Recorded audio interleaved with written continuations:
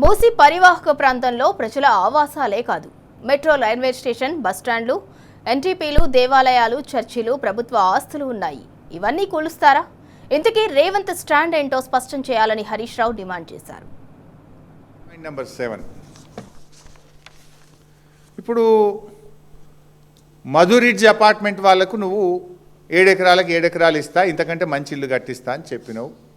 మొన్న women's day రోజు మాట్లాడినావు ఉపన్యాసంలో. అది నిజమెంత అనేది తర్వాత సంగతి.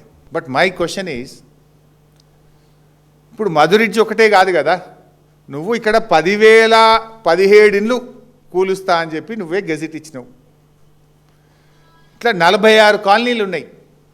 ఆ మూసీ వెంట నువ్వు నోటీస్ ఇచ్చినవి, నువ్వు మార్కింగ్ ఇచ్చినవి 46 కాలనీలు ఉన్నాయి.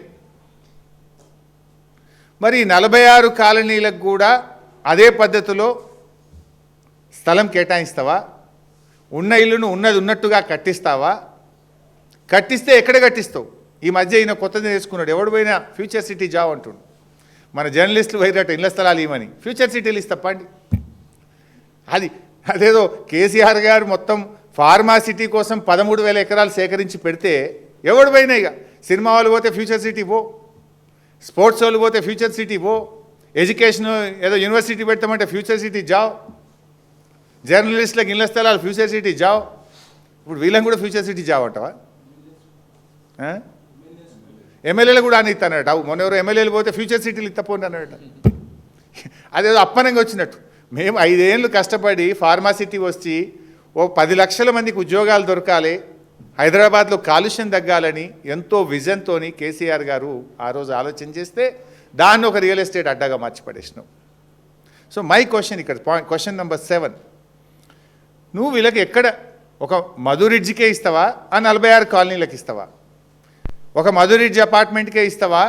ఈ 10,017 ఇండ్లు ఏదైతే కూలుస్తా అని తెలంగాణ ప్రభుత్వం రేవంత్ రెడ్డి గెజిట్ ఇచ్చిండో ఆ 10,017 మందికి కూడా ఇళ్ల స్థలాలు ఇచ్చి అదే పద్ధతిలో ఇల్లు కట్టిస్తావా? కట్టిస్తే ఎక్కడ కట్టిస్తావో కూడా చెప్పాలి. ఎందుకంటే చాలామంది అక్కడ పేదవాళ్ళు ఉంటారు.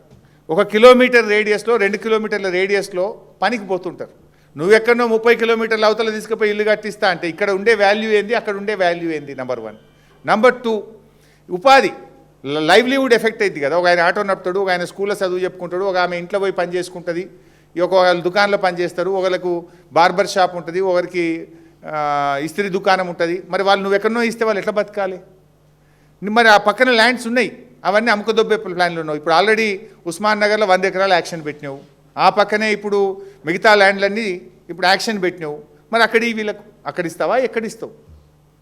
ఒక మధు రిడ్జ్కే ఇస్తావా? 46 కాలనీలకు ఇస్తావా? ఈ 10,017 మందికి కూడా ఇస్తావా? ఇస్తే ఎక్కడిస్తావు? మొత్తం కట్టించిన తర్వాతనే వీళ్ళని షిఫ్ట్ చేస్తావా? అప్పటిదాకా వీళ్ళు ఇప్పుడే గూలగొడతావా? ఇల్లు కట్టి ఇళ్ళకి దోలినాక ఇది గూలగొడతావా? ముందే గూలగొడతావా? ముందే గూలగొడితే మరి వీళ్ళు ఎక్కడ ఉండాలి? ఆ కిరాయి ఎవరు కడతారు? వీటన్నిటికీ సమాధానాలు చెప్పాలి కదా. ఇది నేను అడుగుతలేను, ప్రజల్లో ఉన్న ఆందోళన. నిన్న ఉదయం నా దగ్గరికి ఒక 100 మంది వచ్చిండ్రు. దాదాపు 3 గంటలు నేను విన్నాను. ఆ వీడియో కూడా రిలీజ్ చేస్తా. 3 గంటలు ఆ 100 మంది మూసీ బాధితులు నా ఇంటికి వచ్చి దాదాపు గంటన్నర సేపు వాళ్ళ బాధంతా చెప్తే నేను పెన్ను పెట్టి రాసుకున్నా. ఇవి వాళ్ళ హృదయాల్లో నుంచి వచ్చిన మాటలు, వాళ్ళ ఆవేదనలో వచ్చినటువంటి మాటలు. వారి పక్షాన్ని నేను అడుగుతా ఉన్నా. This is not my voice, this is people's voice. Sir మరి ముందు గులగొడితే మేము ఎక్కడ ఉండాలి? కిరాయి ఇస్తాడా? ఏడ కిరాయికి ఉండాలి? కట్టించినాక గులగొడతాడా?